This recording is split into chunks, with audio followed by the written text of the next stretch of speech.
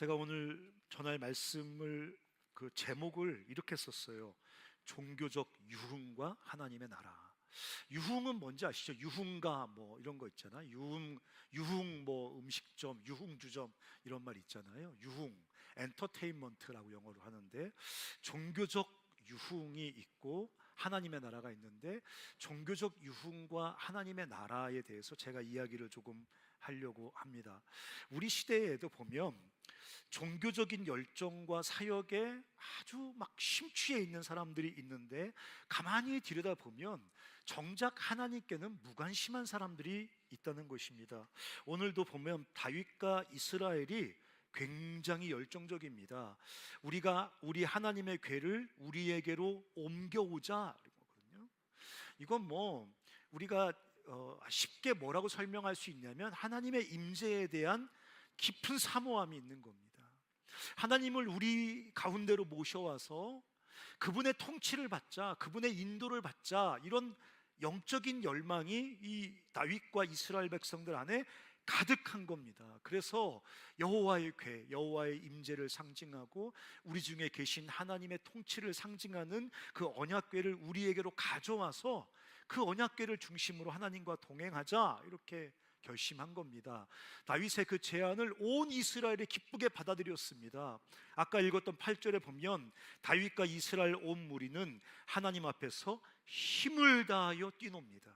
뭐 뛰논다는 게 아니라 막 예배하고 춤추고 율동하고 막 경배하고 높여드리고 수금과 비파와 소고와 제금과 나팔로 연주했습니다. 뭐 우리말로 말하면 드럼과 키보드 1과 키보드 2와 뭐 베이스 기타와 일렉과 뭐 막 난리 났다는 거예요 지금.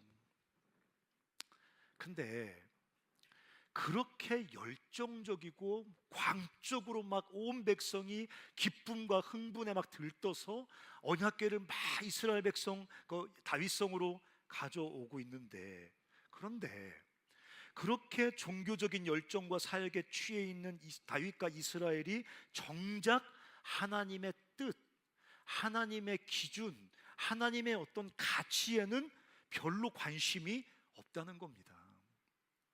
7절에 보면 하나님의 궤를 새 수레에 싣고 오거든요. 근데 이스라엘 백성들 중에 웬만한 사람은 다 알고 있습니다. 제사장 레위인들은 다 알고 있습니다. 하나님의 궤는 수레에 옮기지 못합니다. 우리가 지금 제사법, 어떤 이 구약의 제사법에 어떤 실려 있는 어떤 영적인 의미, 그런 걸 설명하려고 하는 건 아니니까. 분명한 것은 하나님의 궤는 이렇게 긴 막대기로, 그 궤에 보면 쇠고리가 이렇게 달려 있거든요. 네 모퉁이에.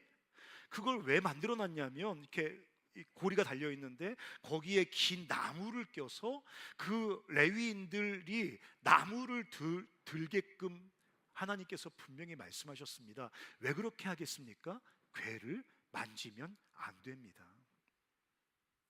구약 시대의 궤는 하나님의 임재의 상징입니다.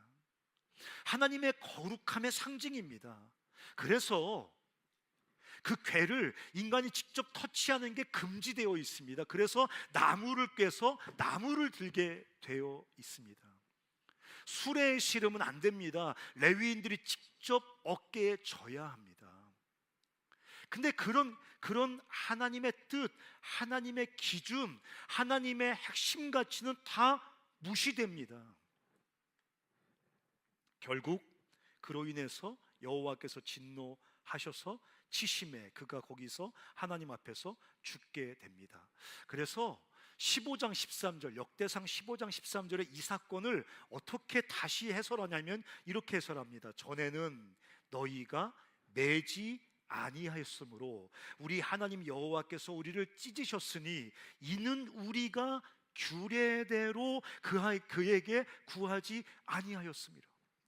지금 막 중심에 열정이 충만하거든요. 지금 막 주님을 향한 뜨거운 흥분 상태거든요. 막 주님을 섬기고 싶거든요. 막 주님을 향한 엄청난 사역이 진행되고 있거든요. 모두 다 기뻐 뛰고 흥분해 있거든요. 주님을 향한 열정에 사로잡혀 있거든요. 그런데 정작 주님의 규례에는 관심이 없습니다. 주님의 어떤 기준, 주님께서 그 어떤 그 그런 규례를 통해서 우리에게 말하고 싶은 하나님의 거룩하심에 대한 핵심 가치, 이런 데는 정작 관심이 없습니다. 오늘 이 본문을 통해서 제가 말하고 싶은 것은 제사나 예배 절차를 철저히 지키라는 말을 하고 싶은 게 아니라 종교적 열정과 성취감에 도취되어 하나님의 핵심 가치를, 하나님의 중요한 기준을 무시할 수 있다는 것을 본문은 우리에게 경고하고 있는 겁니다. 여러분, 많은 사람들이 하나님을 앞에 세워놓고 그분에게 막 종교적 열정과 막 사역을 쏟아붓습니다.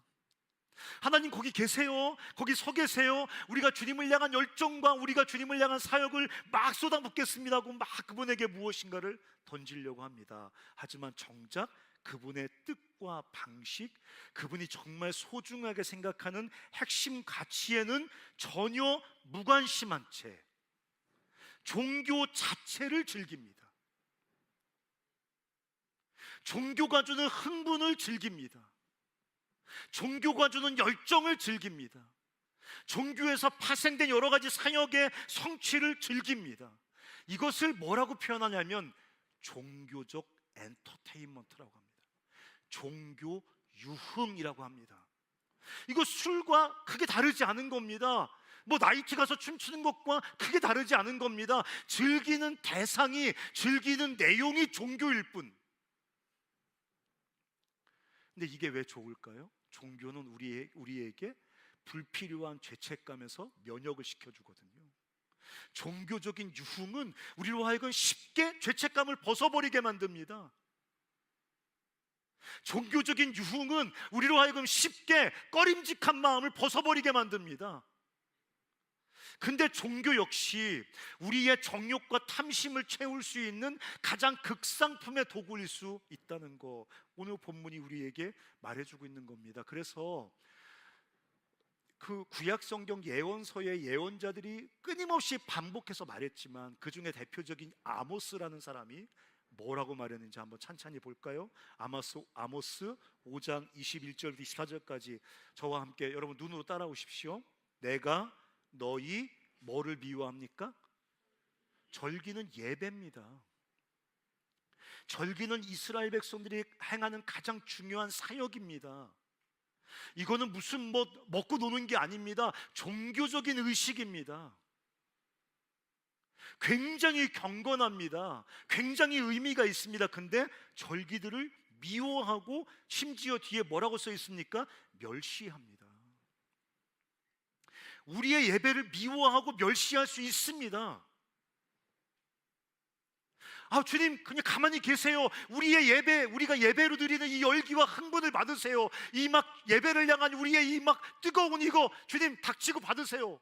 그렇지 않다는 겁니다. 주님은 구약 성경의 절기를 미워하고 멸시하듯 우리 예배를 미워하고 멸시할 수 있습니다. 너희 성회들이 조금 더 기쁘지 않답니다. 너희가 내게 번제와 소제, 뭡니까? 헌신이죠. 헌금이죠. 이거 드릴지라도 내가 받지 않는답니다. 너희의 살찐 희생의 화목제도, 굉장히 화려한 엄청난 주님을 향한 헌신도 내가 돌아보지 않는다. 23절 한번 읽어볼까요? 시작. 이게 무슨 말일까요? 찬양을 그쳐라 이런 말일 수도 있겠지만 제가 히브리어 보니까 이스라엘 백성들이 이렇게 절기와 희생 제사를 드리면서 그 경건해 보이는 화려한 열정적인 희생 제사에 스스로 만족해서 콧노래를 부르는 겁니다. 야, 얼마나 멋진 예배냐, 이 얼마나 멋진 헌신이냐, 저 바깥에 누가 우리를 따라올 수 있겠냐, 이렇게 헌신적으로 이렇게 열정적으로 주께 예배드리고 헌신하는 사람들이 어딨냐. 그 자기 헌신과 예배에 만족스러워서 콧노래를 부르고 있는 겁니다. 네 노랫소리를 내 앞에서 그칠지어다. 내 비파 소리도 내가 듣지 아니하리라. 24절 읽겠습니다. 시작.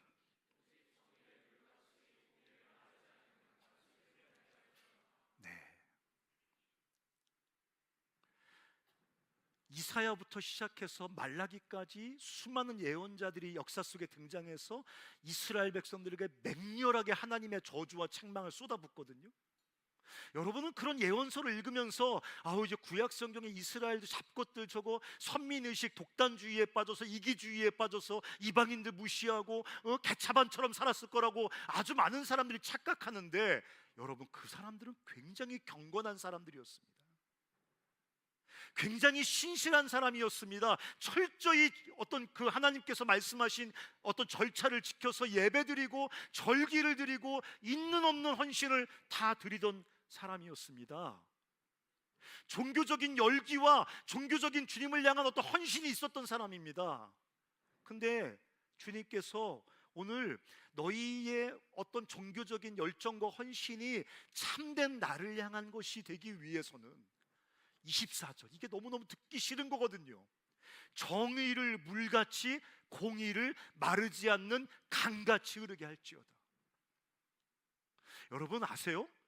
고대 근동지방의 대부분의 다른 신들은요, 제사 드리는 사람들에게, 종교 행위로 자기를 섬기는 사람들에게 이런 거를 요구하지 않았습니다.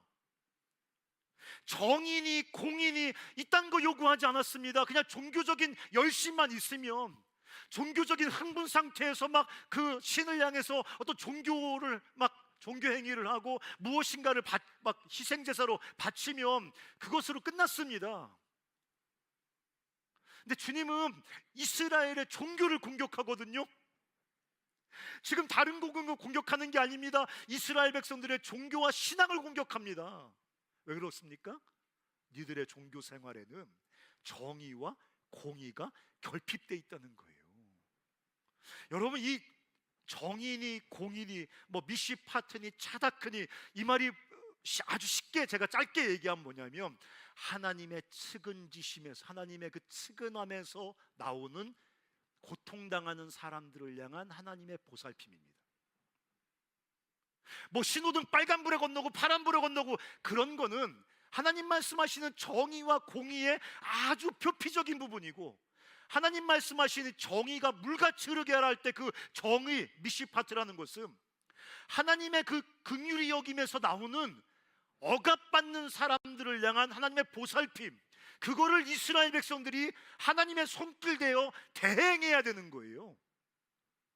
하나님 지금 뭐를 혼내키고 있는 겁니까? 너희들의 종교가 역겹다는 거예요. 너희들의 예배가 구역질 난다는 거예요.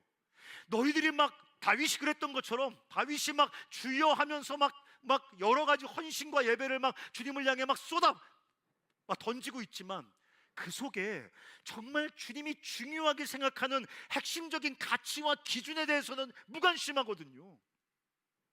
그게 종교 엔터테인먼트의 특징입니다.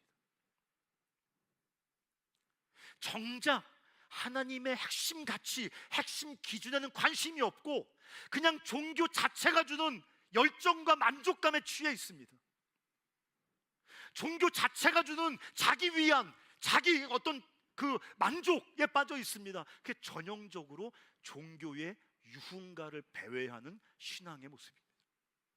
하나님은 그딴 거에는 1도 관심이 없습니다. 정말 관심이 없습니다. 오히려 분노하십니다. 말라기 선지자에게는 제발 좀 성전문을 닫아버려라.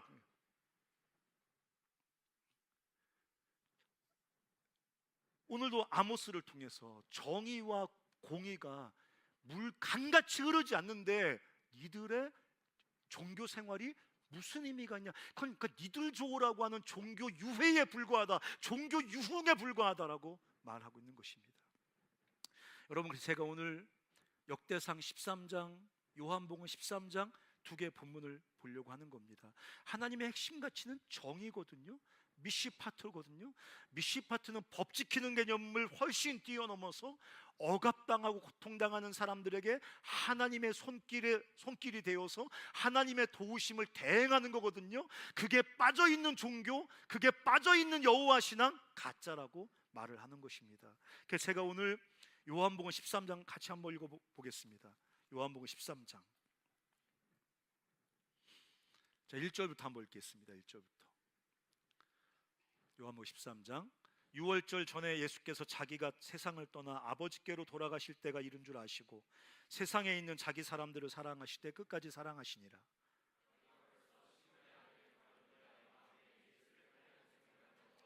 저녁 먹는 중 예수는 아버지께서 모든 것을 자기 손에 맡기신 것과 또 자기가 하나님께로부터 오셨다가 하나님께로 돌아가실 것, 즉 죽을 것을 아시고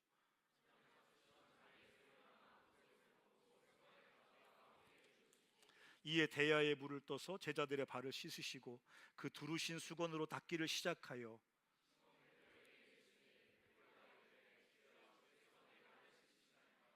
예수께서 대답하여 이르시되 내가 하는 것을 내가 지금은 알지 못하나 이후에는 알리라. 거기까지 읽고 이따 또 읽겠습니다. 오늘 세족식입니다. 이게 하나님의 미시 파트를 보여주는 가장 극적인 그 드라마입니다. 가장 극적인 장면이죠. 예수님께서 지금 발을 씻깁니다. 세족식이 이제 지금 안 믿는 사람들에게도 하나 이벤트가 돼서 옛날에 보니까 무한도전에서도 세족식을 하더라고요. 깔깔깔 웃으면서 막 그 유재석이 박명수가 이렇게 정준하 발가락에 손 넣어가지고 막 씻으니까 정준하가 막 쓰러지고 막 웃기 뭐 이렇게 그런. 이제 세족식은 하나의 재미있는 이벤트가 됐습니다. 근데 오늘 요한복음 13장에 나오는 세족식은 어떤 일시적인 종교 이벤트가 아니라 삼위 하나님이 어떤 분이신지, 우리 하나님이 어떤 분이신지 하나님의 본성을 우리에게 보여주는 가장 강렬한 메시지인 거죠.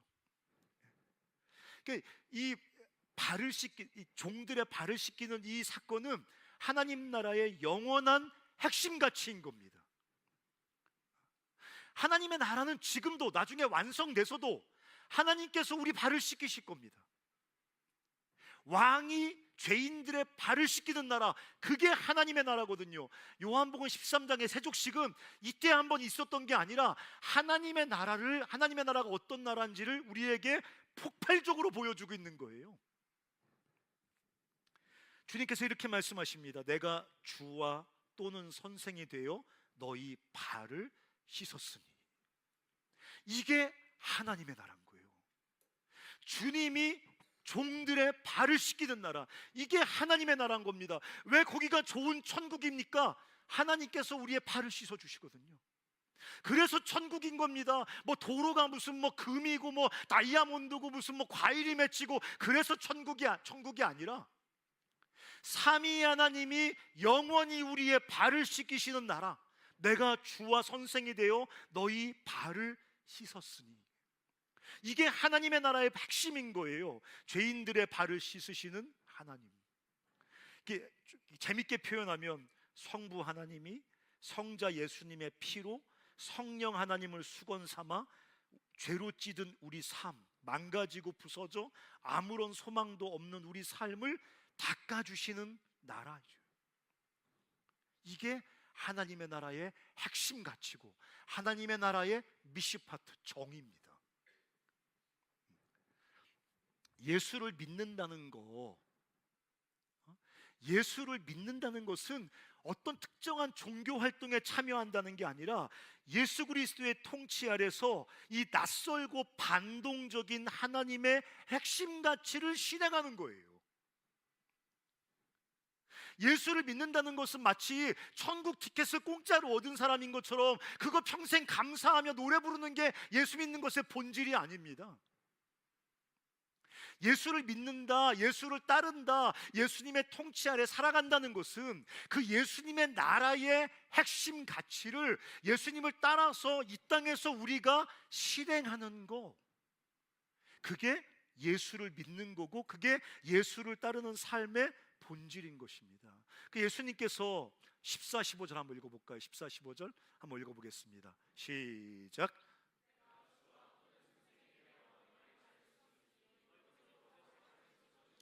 뭐라 그랬습니까? 너희도 서로 발을 씻어주시는 것이 옳으니라. 더 쉽게 얘기할까요? 하나님 나라 백성은 서로의 발을 씻어줍니다. 서로를 섬겨요. 낮은 곳에 내려가서 서로를 위하고 서로를 섬깁니다. 서로를 사랑합니다. 내 가진 것으로 서로를 섬깁니다. 이게 하나님 나라의 핵심 가치고 방식입니다. 천국이 좋은 이유는 우리가 이렇게 서로를 섬기는 삶이 완전히 완성된 게 천국이거든요. 거기 가면 숙제 안 해도 되고 기말고사 안 봐도 돼서 천국이 아닌 거예요. 서로의 발을 씻기는, 하나님은 우리의 발을 씻기고 우리는 서로의 발을 씻기는 이 독특한 하나님 나라의 반동적 삶의 방식이 완성되면 우리 모두 우리가 꿈꾸는 그 천국의 완전한 삶이 우리에게 경험되어진다는 거예요. 여러분, 천국에 가면 뭐 이슬람 교도들이 꿈꾸는 것처럼, 물론 이슬람 교도들도 그 꾸란을 그렇게 해석하는 사람이 있는가 하면 해석을 하는 사람도 있겠지만, 이슬람의 천국은 몇 가지 특징이 있습니다. 숙취가 없는 술을 계속 먹습니다. 네, 숙취가 없어요. 아침에 머리 깨지고 뭐 이런 게 없이 계속 오바이트도 안 나오고 술을 계속 먹어요. 그리고 마시는 안주가 무한 리필입니다. 그리고 자매들 죄송합니다, 옛날 고대니까 눈이 크고 허리가 가는 8명의 여성들에게 술시중을 받습니다. 그게 이제 그 고대 근동지방의 천국을 상징하는 이슬람, 이거 말하면 또 방송 타면 또 문자적으로 기록되지만 해석하는 사람 없겠지만, 그래서 천국이 아니라 하나님이 우리를 발을 씻기시고 우리가 서로 발을 씻기는 이 천국의 뒤집어진 삶의 방식이 완전히 완성되어질 때, 그것 때문에 우리가 천국의 그 충만한 삶이 우리 가운데 비로소 가능해진다는 겁니다. 그래서 예수님께서 지금 말씀하고 있잖아요. 내가 주와 또는 선생이 되어 너희 발을 씻었으니 너희도 서로 발을 씻어주는 것이 옳으니라. 내가 너희에게 행한 것 같이 너희도 행하게 하려 하여 본을 보였느니. 이 말은 무슨 말입니까? 그렇게 서로의 발을 씻어 주라는 말입니다. 알겠어요 주님, 제가 조금 저의 자세를 좀 돌이켜 볼게요. 좀 교만했던 것 같아요. 그렇게 하라고 지금 쓰고 있는 게 아닙니다. 지금 알았어요 주님, 제가 다른 아들 앞에서 잘난 척 안 할게요. 1등 했다고, 뭐 우리 집 부자라고 조금 이렇게 어깨에 힘주고 다니지 않을게요, 뭐 그런 얘기 하고 있는 게 아닙니다. 지금 주님이 명확하게 우리가 어떤 방식으로, 어떤 태도로, 어떤 삶의 가치관을 갖고 살아야 되는지에 대해서 명확하게 폭발적으로 계시하고 있는 거예요. 여러분, 제가 옛날에도 말했습니다. 유대의 가정에 가면 손님이 들어오면 광야고 메마르고 먼지가 많기 때문에 발에서 냄새가 엄청나고 더럽거든요. 그래서 종들이 있는 가정에 손님이 오시면 종들 중에 가장 비천한 종이 손님의 발을 닦게 돼 있습니다. 이 관습이에요. 종이 없는 가난한 가정은 주인이 손님을 공경하는 마음으로 손님의 발을 닦게 돼 있습니다. 유대인들도 발은 부정한 곳이라고 생각했거든요. 하늘과 반대되는 땅을 딛고 살기 때문에 부정한 거라고 생각했기 때문에 가장 천한 종, 외국과 전쟁 중에 잡혀온 이방 노예들이 주로 발을 닦았습니다. 여기 12제자가 앉아서 들어와서 냄새가 진동할 때 누군가 발을 닦아야 되는데 거기 발 닦을 종이 없는 거예요. 아마 서로 눈치를 봤을 겁니다. 베드로는 그렇게 생각했을 거예요. 내가 수석인데.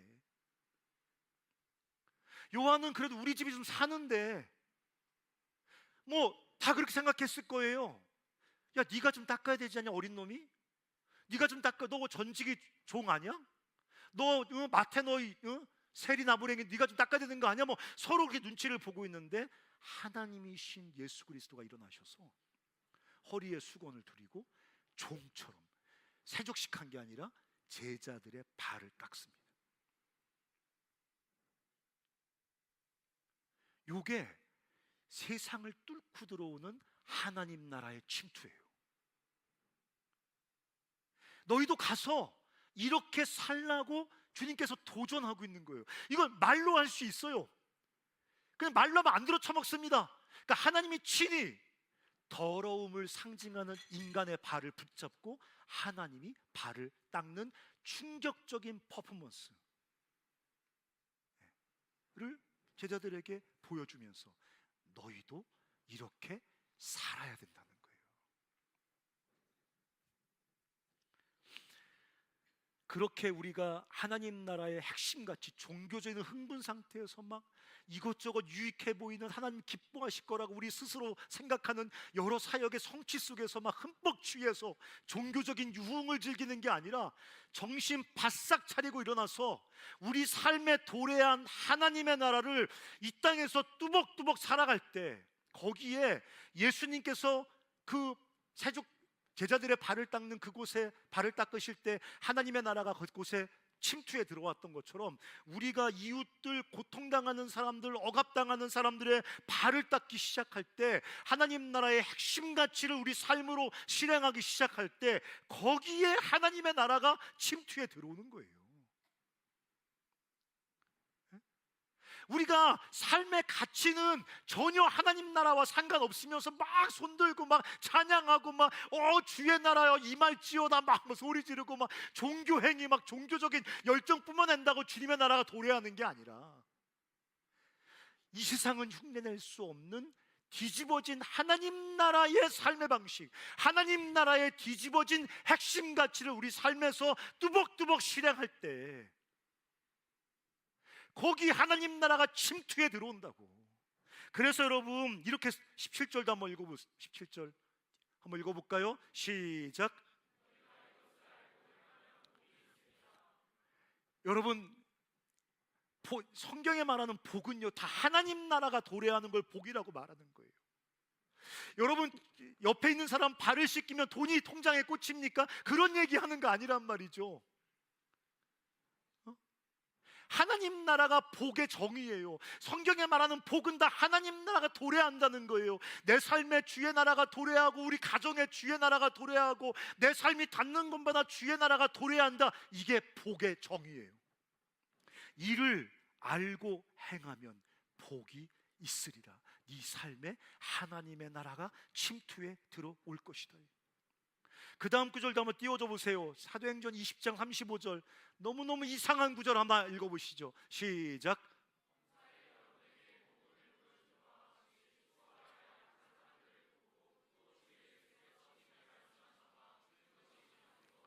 거기까지만 읽어보세요. 수고해서 약한 사람을 도와라. 돌았습니까 우리가? 아니, 수고해서 약한 사람을 도우라고요? 수고해서 내 삶을 돌아봐야죠.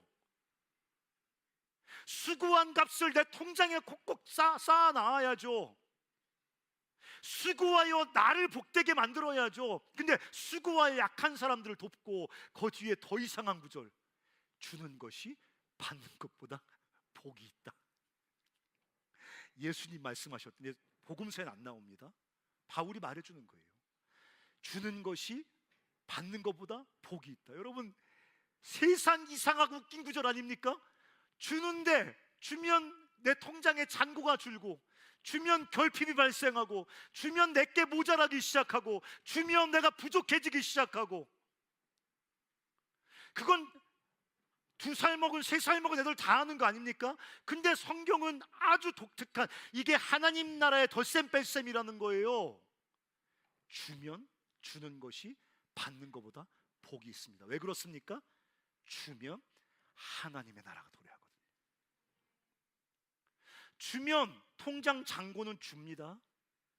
주면 2개 있던 게 하나로 줄어듭니다. 주면 여러분이 모자람을 경험할 겁니다. 주면 여러분이 덜 배가 부를 겁니다. 근데 주면 하나님의 나라가 도래합니다. 그래서 주는 것이 비교할 수 없을 만큼 받는 것보다 복이 있다는 것입니다.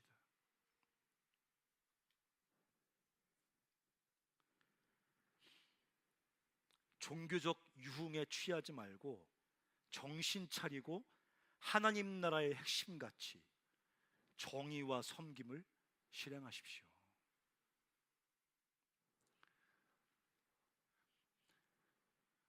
정치가 뭐냐고 물어보면 여러분 대답 못할 거예요. 하지만 정외과 다니는 애들은 딱 정치가 뭐냐 하면 딱 문자적 정의가 있죠. 가치의 강제적 분배죠.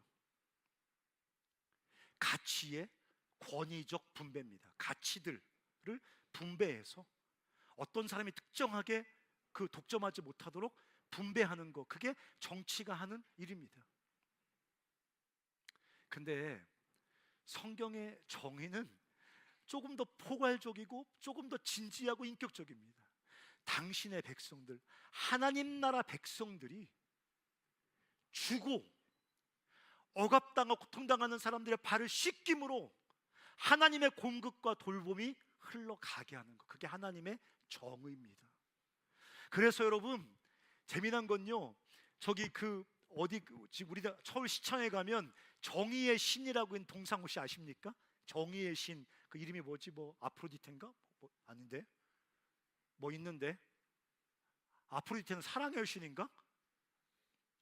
정의의 여신이 있는 거 아세요? 정의의 여신이 보면 한쪽에 뭘 갖고 있어요? 칼. 그 뭐예요? 가치를 분배해 주라는 거거든요. 한쪽에 뭐가 있습니까? 저울. 균등하게 나누라는 거거든요. 근데 또 하나 뭐가 특색이 있죠? 눈에 수건 씌워놨죠. 그래서 사정 봐주지 말고 정확히 저울질해서 칼같이 나눠주라는 거잖아요. 그게 세상이 생각하는 정의거든요. 근데 하나님 오늘 뭐라고 말씀하세요? 너희 정의가 물같이 강같이 흐르게 하라는 거예요. 그냥 칼로 딱딱 잘라가 똑같이 나누 이런 게 아니라 하나님의 공급과 사랑과 섬김과 발 씻으시는 하나님의 그 희생의 통로가 되어서 그 하나님의 공급의 통로가 되어 살라고 주님이 우리에게 하나님 나라의 독특한 삶의 방식, 핵심같이 이거 우리에게 몸으로 보여준 거예요. 그러니까 우리가 아무리 종교적으로 들떠 있어도, 종교적으로 열심히 있어도, 아무리 우리가 막 어떤 사역을 성취해도 정의가 물같이 흐르게 하라는 이 하나님의 섬김과 사랑과 돌봄의 부르심 앞에 순종하지 않으면 우리의 종교는 그냥 유흥이에요, 유흥. 나의 위안, 나의 만족, 나의 죄책감에서 덮이쳐 어떤 영혼에 대한 어떤 안정감, 이런 게 얻기 위해 사는 거라 그냥. 그래서 종교적 유흥에 취하지 말고 정신을 차리고 하나님 나라의 핵심 가치를 우리 삶에서 실행하셔야 됩니다. 힘겨운 대가를 지불해야 돼요. 주님께는 아무런 대가 지불하지 않아도 돼요. 뭐 합니까 우리가 주님께? 다른 사람을 섬기기 위해서 주님의 통로가 될 때는 힘겨운 대가를 지불해야 돼요. 여러분, 예수님도 발 씻으는 요한복음 13장에 보면 3절 4절에 보면 자기가 죽을 것을 지금 알고 세족식을 하는 거잖아요. 여러분, 내일 죽는다고 생각하면 이런 거 하고 싶겠어요? 주님은 지금 뭐 마음 상태가 좋고 유쾌해서 지금 이거 하는 거 아니에요. 당신도 죽음을 앞두고 지금 너무너무 고통스러운 상태란 말이에요. 뒤에 보면요, 심지어 유다의 발도 씻겼습니다. 거기 말하잖아요. 오늘 나와 떡을 함께 먹는 애 중에 하나가 나를 팔 것이다. 그걸 아셨어요. 근데 그 아이의 발을 씻어 주셨어요. 그래서 여러분, 21절 한번 읽어보실래요? 요한복음 13장 21절 한번 띄워줘 보실래요? 한번 읽어볼까요? 시작.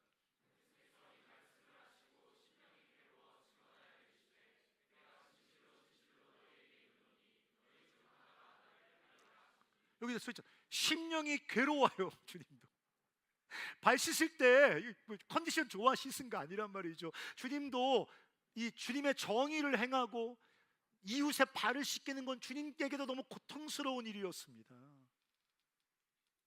근데 유다의 발까지도 다 닦으셨잖아요. 그게 기독교의 십자가고, 그 십자가를 지고 주님을 따르는 것입니다. 내 이웃을 섬기기 위한 그 고통스러운 십자가를 지고 주님을 따르는 거예요. 그게 기독교, 주님 너희 십자가를 지고 나를 따르라고 할 때 십자가의 정확한 의미입니다. 사랑하는 형제자매 여러분, 자신의 권리와 복지의 종살이에서 벗어나셔야 됩니다. 자기 권리, 자기 복지, 이거에 종이 되면 절대 주님을 따를 수 없습니다. 근데 우리 시대의 수많은 사람들이 종교적 유흥에 머물고 주님을 왜 못 따르냐? 자기 복지, 자기 권리에 종이 되어 있거든요. 늘 자기 복지, 자기 권리, 내 복지, 이거에 종이 되어 있기 때문에 다른 사람의 발을 씻어줄 수 없습니다. 다른 사람을 섬길 수 없습니다. 절대로 줄 수 없습니다. 자신의 권리와 복지의 종살이에서 벗어나서 그래서 도래하는 주님의 나라가 내 삶 가운데 실제로 침투해 들어오도록 그것을 추구하셔야 됩니다. 하나님은 우리의 권리와 복지가 아니라 우리 옆에 지극히 작은 자들, 그래서 권리를 침해당하는 자들, 그 억울함을 스스로 해결할 수 없는 사람들을 주목하신단 말이에요. 우리가 주님의 손길이 되어 그들의 아픈 발을 씻어주라고 주님이 말씀하고 있는 겁니다. 여러분, 우리 시편 76편 9절 한번 읽어보겠습니다. 제가 개역서, 우리나라 한글 성경이 너무 잘 번역이 된 최고의 성경임에도 불구하고 이런 번역 보면 약간 화가 납니다. 한번 읽어볼까요? 시작.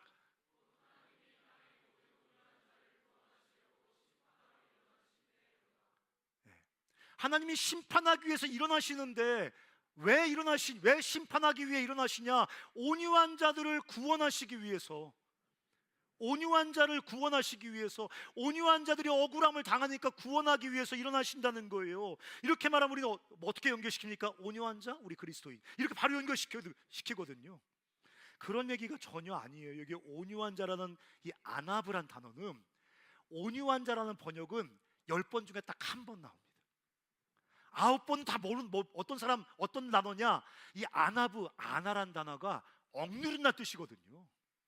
짓누른다 뜻이거든요. 이게 아나브란 말, 온유한 자로 번역된 이 말은 억눌린 자, 고통당하는 자, 억울한 자, 가난한 자, 굶주린 자, 이런 거 말하는 겁니다. 그런 사람들을 구원하기 위해서 일어나셔서 심판하신다는 거예요. 여러분, 주님이 세상을 심판하실 때, 인류를 심판하실 때 무슨 법전 펴놓고 이렇게 심판하는 게 아닙니다. 너 예배 몇 번, 이런 게 아닙니다. 우리 시대가 왜 하나님께 심판을 받냐면, 우리 시대에 고통당하는 사람들을 어떻게 대했는지가 하나님의 심판의 기준입니다. 우리 삶에 대한 하나님의 평가는 정확하게 우리가 우리 옆에 하나님 두신 억눌린 자, 고통당하는 자, 신음하는 자, 아픈 자들에게 어떻게 하나님의 손길이 되었냐, 내게서 얼마나 그들에게 리소스가 흘러갔냐, 이걸 갖고 정확히 내 삶을 심판하실 겁니다. 영성은, 기독교 신앙은 주님을 향한 어떤 뜨거운 가슴이 아니라 내 삶에서 타자를 향해, 고통당하는 타자를 향해 흘러가는 것이 무엇이 있느냐, 그게 영성입니다. CCC가 별 볼 일 없는데 왜 이렇게 신실한 하나님의 사람들이 CCC 안에 잘하냐? 우리가 대학생 때부터 내 옆에 있는 순원들, 내 옆에 있는 코전이들, 내 옆에 있는 고통당하는 사람들을 섬기는 삶을 대학교 때부터 연습하거든요. 그러니까 종교적 엔터테인먼트로 빠지지 않고 진짜 하나님을 섬기는 사람들이 되는 겁니다. 사랑하는 형제와 자매 여러분, 정말 미안하지만 혹시 우리가 CCC 안에 들어와서 막 정신없이 사역만 해요. 그러면서 내 옆에 고통당하는 사람들은 돌아보지 못해요. 너무 사역에 바빠서. 사역은 너무 잘 되는데 내 옆에 탄식하고 우는 사람 돌보지 못해요. 여러분, 심각하게 생각해야 됩니다. CC를 계속 해야 되는지. 그건 CCC란 집단도 종교적인 유흥으로 빠지고 있는 거거든요.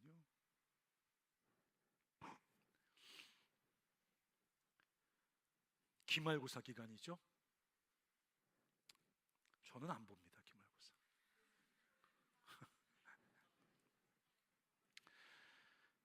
섬김 받으려 공부하지 말고 섬기려고 공부해야 됩니다. 자기 복지와 자기 권리에 종살이 하면서 공부하면 여러분, 공부는 세상 쓸데없는 짓입니다. 자기를 위해 섬김받으려고 공부하지 말고 섬기려고 죽자 사자 공부해야 해야 됩니다. 지식과 전문성, 자격과 부와 힘을 가지고 지극히 작은 이웃들의 발을 씻어주기 위해서 공부를 하는 겁니다. 무엇인가를 갖는 겁니다. 어떤 자격과 전문성, 어떤 힘과 권력을 가져야 되는 겁니다. 도와주기 위해서, 발을 씻어주기 위해서. 자기를 위해 공부하는 것들은 그냥 종교적인 유흥일 수 있을지 모르겠지만 하나님 나라 방식과는 전혀 상관없는 삶을 이미 살고 있는 겁니다. 그 사람은 공부를 잘해서 뭐를 얻어도, 제가 분명하게 여러분에게 말씀드리건대 하나님의 나라를 절대 경험할 수 없습니다.